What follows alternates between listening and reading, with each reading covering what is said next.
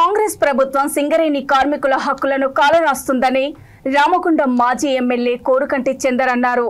సింగరేణి సంస్థకు వచ్చిన నికర లాభాలపై 33% వాటా చెల్లించాలని వారు డిమాండ్ చేశారు.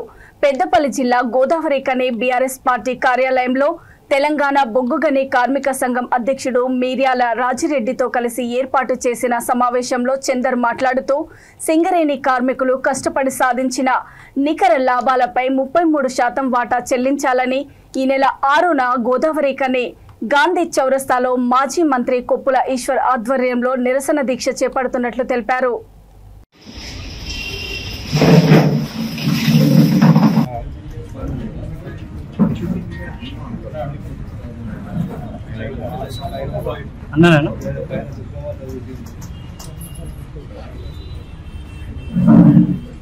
అందరూ కూడా పాల్గొనాలని కూడా ఈ సందర్భంగా ప్రత్యక్షంగా కోరుతా ఉన్నాం. ఈ యొక్క కార్యక్రమానికి ఈ యొక్క సింగరేణి ప్రభావిత ప్రాంతానికి సంబంధించిన సకల జనులందరూ కూడా ఈ యొక్క దీక్షలో పాల్గొన్న కార్మిక ఉద్యోగి 20 ఏళ్ళు తెలంగాణ రాష్ట్రంలో గొప్పగా పరిపాలన అందించి మాజీ మంత్రివర్యులుగా ఉన్నటువంటి కొప్పుల ఈశ్వర్ గారు వారి నాయకత్వంలో రేపు 6వ తారీఖు నాడు ఆదివారం నాడు ఇక్కడ పెద్ద ఎత్తున బీఆర్ఎస్ పార్టీ తెలంగాణ బొగ్గుగని కార్మిక సంఘం నాయకత్వంలో ఇక్కడ ఉదయం 9 గంటల నుండి సాయంత్రం కార్మికుల పక్షాన కార్మిక హక్కులను కాలరాస్తున్నటువంటి యొక్క కాంగ్రెస్ ప్రభుత్వానికి సింగరేణి యాజమాన్యానికి హెచ్చరిక చేస్తూ 6వ తారీఖు ఆదివారం రోజున నిరసన దీక్ష స్థానిక చౌరస్తాలో ఏర్పాటు చేసుకోవడం జరుగుతూ ఉన్నది. ఈ కోల్డ్ బెల్ట్ ప్రాంతంలో ఉన్నటువంటి మాజీ శాసనసభ్యులు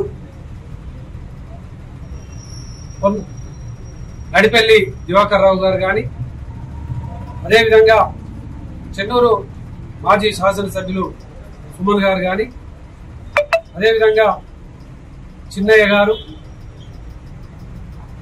పుట్ట మధుకర్ గారు,